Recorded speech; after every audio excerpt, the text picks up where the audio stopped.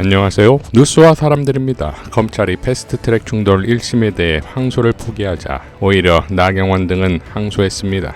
형사소송법상 불이익 변경 금지 원칙에 따라 피고인만 항소할 경우 1심보다 무거운 형을 선고할 수 없게 됩니다. 즉 믿자야 본전인 것인데 믿지기만 하려는 저들이 아니겠지요. 바로 패스트트랙은 무죄다라는 2심이 진행되면서 국회에서는 대여 대정부 투쟁에 물리적으로 올인할 수 있게 되었다 이겁니다. 다시 말해 사법부는 나경원 등에게 싸울 기회를 줬고 검찰은 싸울 무기를 준 꼴입니다. 김어준의 겸손은 힘들다 뉴스공장에 출연한 박은정 의원은 다음과 같이 발언했습니다. 아까 항소 지침, 그러니까 구형과 항소 지침에 따르면 당연히 항소해야 되는 사안이거든요. 대장동 사건과 이 사건을 그냥 항소하거나 항소화 안 하거나 이것을 정치적으로 하는 겁니다. 그런데 일관성이 있어요. 뭐냐 하면 검찰권을 지키기 위한 거. 검찰을 위해서 무엇이 유리한가라고 생각해 봤을 때 이 국민의힘 의원들이 줄줄이 뭐 계속해서 검찰이 항소해가지고 재판받게 하고 의원직 상실시키고 이것이 별로 검찰에 유리하지 않는 거예요. 그러니까 그런 맥락에서 항소 포기를 했다고 볼 수도 있는데 정치적으로는 오히려 저희는 이 친윤 검찰들이 이 항소 포기에 대해서 침묵하는 거 이것을 국민들께서 지금 낱낱이 보고 계시는 거잖아요. 이러니 추미애 법사위가 다음과 같은 입장을 밝힌 것이지요. 서울남부지검이 패스트트랙 관련 자유한국당의 국회법 위반 사건 등 1심 판결 관련하여 항소를 포기한 것에 대해 법사위 여당 의원들은 아래의 문제점을 지적합니다. 이번 항소 포기는 대검예규를 위반한 것입니다. 항소 기준에 대한 대검예규 제14조 제1항 제1호에 따르면 형정이 달라진 경우 항소한다라고 규정하고 있습니다. 따라서 항소를 하지 않는 것은 이를 위반한 것입니다. 또한 나경원 의원에 대하여 해당 사건의 범죄 행위 외에 현재까지 법사위에서 지속적으로 자행되고 있는 국회법 위반 행위가 양형에 반영되지 않아 항소를 했어야 하는 사안입니다. 한편 피고인들의 범행 동기에 사적 이익 추구가 없었다는 주장은 국회법 위반 자체가 국가적 법익 침해와 공적 영역의 문제라는 점을 이해하지 못한 데 따른 오판입니다.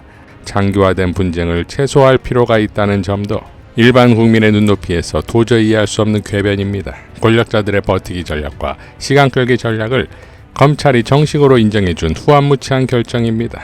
자, 서영교 의원도 다음과 같이 밝혔습니다. 국민의힘 당 의원들의 국회 선진화법 위반 사건 관련해서 검찰이 항소를 포기했다고 합니다. 참으로 기가 찰 노릇입니다. 기가 찰 노릇입니다. 어떻게 검찰들은 이럴 수가 있습니까? 대검 예규 1번에 보면 형종이 바뀔 경우에는 항소한다 이렇게 되어 있습니다. 징역형이 벌금형으로 바뀌면 항소해야 하는 겁니다. 징역 2년 구형했는데 벌금으로 나왔습니다. 그러면 항소해야 하는 겁니다. 그런데 온 세상 사람이 다 보았던 국회 선진화법 위반입니다. 이 검사들이 형종이 바뀌었음에도 불구하고 대검 예규를 어기고 항소하지 않고 있습니다.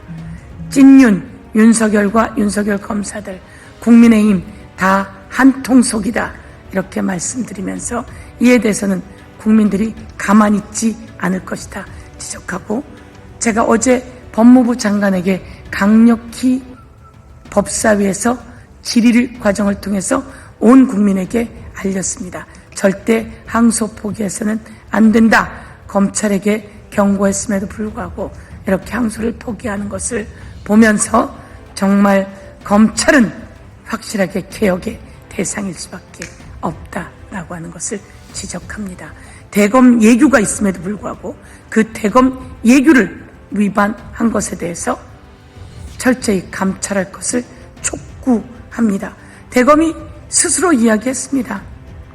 아주 오랜 시간 동안이었고 그리고 아주 나쁜 행동이었음에도 이렇게 였다고 스스로 평가하면서도 항소를 포기한 것에 대해서 강력히 질타하고 이에 대해서 대검 예규를 어기면서까지 정치권과 한 통속이 된 것에 대해서 감찰하고 이에 대해서 조치를 취해 줄 것을 정부에게 강력히 촉구합니다.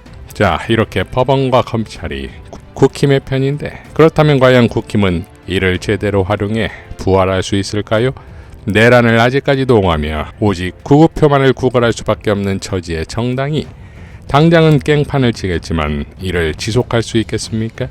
특히 추경호 구속 여부가 운명의 갈림길이 될 것인데 정청래 대표는 다음과 같이 밝혔습니다. 어제 국민의힘 추경호 전 원내대표의 체포 동의안이 가결되었습니다.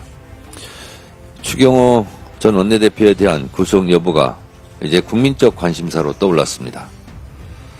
만약 추경호 의원 구속이 결정되면 내란 우두머리 피고인 윤석열에 이어 국민의힘 주요 당직자였던 추경호 의원마저 구속되게 되어 국민의힘은 내란 정당이란 오명을 쓰게 되고 위헌정당 국민의힘 해산하라는 국민의 목소리가 높아질 것입니다. 또 만약 추경호 의원 구속 영장이 기각되면 그 화살은 조희대 사법부로 향할 것입니다. 조희대 사법부를 이대로 지켜볼 수 없다며 내란 재판부 설치 등 사법개혁에 대한 요구가 보물 터지듯 할 것입니다. 더불어민주당은 이 두 가지 상황에 다 철저하게 대비하겠습니다.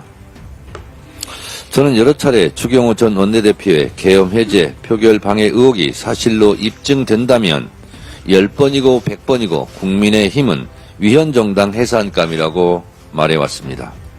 실제 그런 일이 벌어지지 말란 법은 없습니다. 추경호 의원 체포 동의안이 어떤 결과가 나오든 사법개혁은 예산국회 직후 열리는 12월 임시국회에서 반드시 처리하겠습니다.